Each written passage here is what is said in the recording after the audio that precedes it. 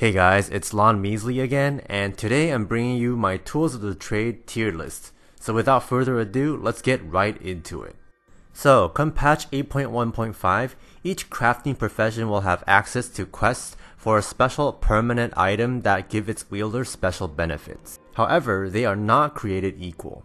Some give a benefit to combat, and others give you a benefit to gold making, and even others give you both.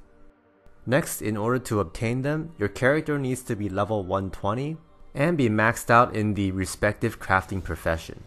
With that, you can visit your profession trainer to start a short questline to obtain the recipe for the tool of the trade. Now, while the questlines to get the recipes are quite short and easy, gathering the mats required to actually craft your tool of the trade will be quite tedious for the most part, and have you traveling across Zandalar and Thunderous and go into dungeons. Now, let's get into the first tool of the trade, and that is Alchemy's Silas' Sphere of Transmutation. Its first effect is that it allows you to interact with various cauldrons spread around the open world in Zandalar and Thunderous, which contain potions, elixirs, and flasks. This is also why I rated it 4 out of 5 stars in the outdoor gold making category. For the next 3 categories, we need to look at the second effect of the sphere. By interacting with the sphere, which has a 1-hour cooldown, it transforms into one of 4 different items. One of these is essentially a reusable coastal healing potion, and as that is really its only effect that helps with combat, I decided to give the sphere a 1 out of 5 stars for combat. The next item it can transform into is the Decanter of Disguise, which turns you into one of the Zandalar or Thunderous NPCs. And based on this, I gave the sphere a flavor rating of 3 out of 5. Next we have the Stone of Transportation, which allows you to teleport to a nearby hub, which I don't think is that useful because it sort of stacks with the Flight Master's Whistle. And lastly we have one for gold making, which is the Potion of Prosperity. It makes your BFA recipes proc extra products more often, but seeing as it only comes up 1/4 of the time, I still only gave the crafting gold making potential of 3 out of 5 stars. Next we have Blacksmithing and the Gorian smithing hammer.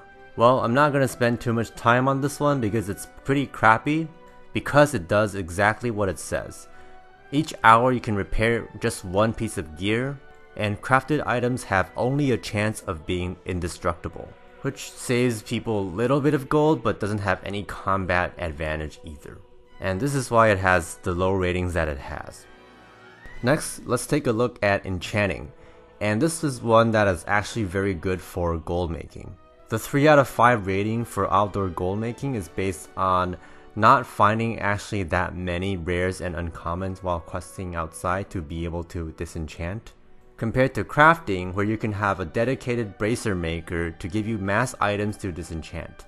As for the combat and flavor ratings, they're not that great in the first place and get weighed further down by the hefty cost of 1 veiled crystal to activate. Next, let's take a look at Engineering and its Uber Spanner. Unfortunately, it doesn't help with gold making whatsoever, but it seems to be quite versatile in combat and has pretty cool flavor. Basically, every 15 minutes, it lets you use one of 3 effects. The first is a standard mechanical guardian wolf type thing. The second is a cluster of homing bombs that deal AoE damage. And the last one is a target dummy. Now, I've put links to Wowhead's videos of each item's effects in the description box below, so you can check those out if you want. Next up, we have Inscription and the Sanguine Feather of Lana thel. Again, this doesn't help with gold making whatsoever, but it is pretty useful in solo combat and has sort of cool flavor if you're into followers and blood and that sort of thing.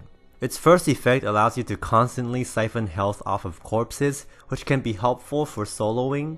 And with its second effect, you can craft 3 different blood contracts, which each summon a guardian for you. And as far as I know, 2 out of the 3 are not very useful, but the hyena guardian is quite powerful as it does AoE bleed damage. Again, you can check out the link in the description box below if you want to see it in action. Next, we have Jewel Crafting and the Jewel Hammer's Focus. This item is very straightforward and offers 2 different effects. First, as it indicates, you can remove gems from your gear, which gets better the more frequently you replace your gear. Its second effect allows you to interact with gem shrines across Zandalar and Thunderous, which contain a handful of BFA gems. So it is another decent one for gold making, but not for combat. Now we have the Leatherworking Mallet of Thunderous skins, which is the opposite.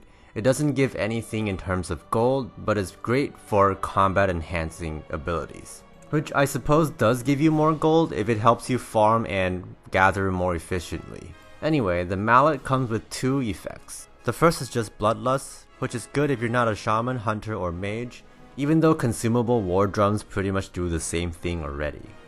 However, what's really cool about the mallet is its secondary effect, which is in your BFA capital city, you can play a drum for one of 3 buffs, which you can actually keep playing and switch around until you get the one you want, and it's very versatile because it either makes you more tanky, do more damage, or run faster. And for this, I give the Mallet of Thunderous skins a 5 out of 5 for combat enhancing ability. Now last but not least, we have Tailoring and the Synchronous thread.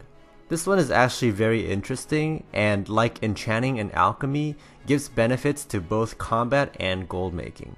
Its effect is that it causes these rifts to spawn in the outdoor world, which are in and of themselves randomized flavor events, ranging from killing mobs then closing rifts to just closing the rifts. The drops also vary from grade trash to BFA cloth to even old world cloth, including BOP cloth. In addition, some rifts can spawn a time lost trader who sells some previously very rare and difficult to obtain tailoring recipes.